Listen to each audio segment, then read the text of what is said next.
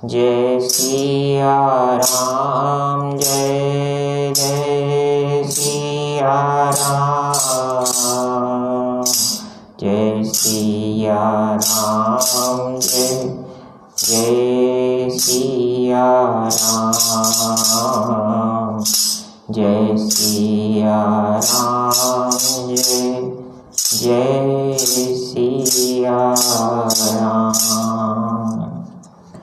बोलिए सियावर रामचंद्र भगवान की जय। राधेश्वर कृष्णचंद्र भगवान की जय। उमापति महादेव की जय। पूज्य सद्गुरुदेव भगवान की जय।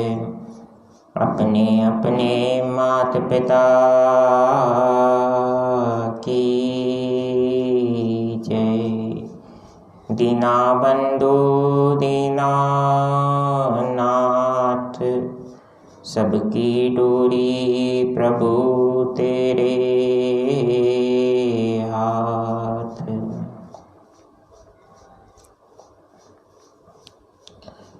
जय सिया राम बंधुओं। आइए आज के राम कथा प्रसंग में प्रवेश करें। हरि अनंत हरि कथा अनंता, शास्त्र में कहा गया भगवान अनंत हैं। अनंत का अर्थ है जिसका अंत ना हो, जिसकी कोई सीमा ना हो, जो असीमित हो। इसीलिए भगवान श्री हरि, भगवान आदि नारायण के लिए प्रकृति में एक तत्व को प्रधान माना गया है। ये जो आकाश हम देखते हैं, आसमान, उसे भगवान श्री हरि का स्वरूप कहा जाता है। श्री हरि जिस प्रकार व्यापक है, उसी प्रकार आकाश भी व्यापक है। जिस प्रकार से आसमान का कोई और छोर नहीं, उसी प्रकार से भगवान के लीलाओं और व्यक्तित्व का कोई और छोर नहीं। व्यक्ति कितना भी प्रयास करता है तो वह अंश मात्र, लेश मात्र जान पाता है परमपिता परमेश्वर के बारे में। और कितना जानेगा? उतना ही जानेगा जितना परमपिता परमेश्वर की उस पर कृपा होगी और ईश्वर की जितनी इच्छा होगी। क्योंकि परम स्वतंत्र न सिर पर कोई, भावई तुम ही करहु तुम सोई। एक बार भगवान के प्रिय भक्त नारद जी ने उन्हें उलाहना दी। क्यों उलाहना दी? इसलिए उलाहना दी क्योंकि नारद जी जो चाहते थे उनकी इच्छा के विपरीत परमात्मा ने किया। बंधुओं, कई बार हमारे जीवन में भी हम जो चाहते हैं वह हमें सहज रूप से या तो प्राप्त नहीं होता या तो बिल्कुल भी नहीं मिलता, तो मन हमारा दुखी हो जाता है। और व्यक्ति दुख प्रकट किस पर करेगा? जिसे अपना मानेगा।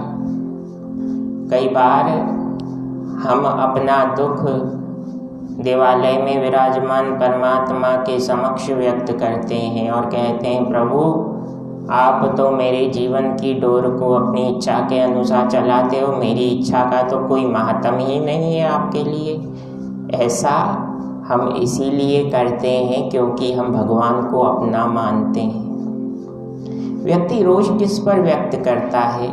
व्यक्ति अपना दुख किसे प्रकट करता है? जिसे वह अपना माने, अपना जाने। तो भगवान को जब साधक भगवान को अपना मानता है तो कई बार भगवान को डांट भी देता है, कई बार भगवान से झगड़ा भी करता है। कई बार भगवान की आरती उतारने के समय कहता है, आज आपने मेरा फलाना कार्य नहीं किया तो आज मैं आपकी आरती नहीं करूँगा। तो ये प्रेम का भाव है। कई बार प्रेम रोष में भी प्रकट हो जाता है। क्यों होता है ये सब परमपिता परमात्मा की लीला है बंधुओं। जीवन को नदी की भांति सहज रूप से जीते जाइए। आवश्यक नहीं कि हर बात का रीज़न हमें पता हो या हर बात का स्पष्टीकरण हमें मिले, लेकिन याद रखिए जिस प्रकार से माता पिता अपने संतान के भले के लिए कई बार उसके इच्छा के विरुद्ध भी कार्य करते हैं, लेकिन परिणाम जब संतान को प्राप्त होता है तो संतान भी कहीं ना कहीं यह विचार करती होगी कि भाई मेरे माता पिता ने उस समय अगर मुझे फलाना कार्य करने दिया होता तो आज मैं दुखी होता। मुझे परमात्मा की कृपा से ऐसे माता पिता मिले जिन्होंने मेरा भला करने के लिए मुझे कुछ क्षण के लिए दुखी भी किया, लेकिन वास्तव में वह दुख नहीं है। वास्तव में ताड़ना एक प्रकार का वात्सल्य ही है। एक आयु के पश्चात संतान को ज़्यादा लाड प्यार दिया जाता है तो वह अपनी इच्छा के अनुसार कार्य करने लगता है, और कई बार जब व्यक्ति अपनी इच्छा के अनुसार कार्य करता है तो उसे दुख का भागी होना पड़ता है। जिस प्रकार से नारद जी के मन में भाव आया तो भगवान श्री हरि ने उनके मोह को दूर किया, भ्रम को दूर किया, और इच्छा पूर्ति ना हुई तो नारद जी ने कहा कि प्रभु आप तो स्वतंत्र हैं, जो चाहिए वही करते हैं, दूसरे के भले और बुरे की तो आपको चिंता नहीं है, जो बोलना था बोलते गए। और फिर जब भगवान ने चुटकी बजाई तो नारद जी का मोह दूर हो गया, लेकिन तब तक नारद जी श्राप दे चुके कि भगवान आपको मनुष्य बनना पड़ेगा, क्योंकि आप मनुष्यों का बिल्कुल ध्यान नहीं रखते। उनके जीवन में जब भी जो भी आपकी इच्छा हो वह परिवर्तन कर देते हैं। आप मनुष्य बनोगे ना तब आपको पता चलेगा कि संसार में कितने दुख हैं। आपने जिस योग माया के द्वारा संसार को रचा है प्रभु, उस दुख को आपको भी भोगना पड़ेगा। और इस प्रकार से श्री राम के अवतार की पटकथा या स्क्रिप्ट लिखी गई श्री हरि की प्रेरणा से। तो नारद जी कहने लगे कि परम स्वतंत्र, आप तो स्वतंत्र हैं, आपसे बड़ा तो कोई है ही नहीं, न सिर पर कोई, आपके ऊपर कोई कंट्रोल करने वाला भी नहीं है। नियंत्रक होता तो आप थोड़ा नियंत्रित होकर कार्य करते, लेकिन कंट्रोल ही नहीं है। बस मन का भाव नारद जी कहते गए और भगवान भी मुस्कुराकर सुन रहे हैं, गुस्सा नहीं कर रहे। यहाँ भगवान ने इस लीला में एक शिक्षा हम जीवधारियों को दी है कि हम सुनने की आदत डालें। अगर सुनने की आदत नहीं है तो हमारे जीवन में हमारे बातों का, हमारे वक्तव्य का भी महत्व नहीं रहता।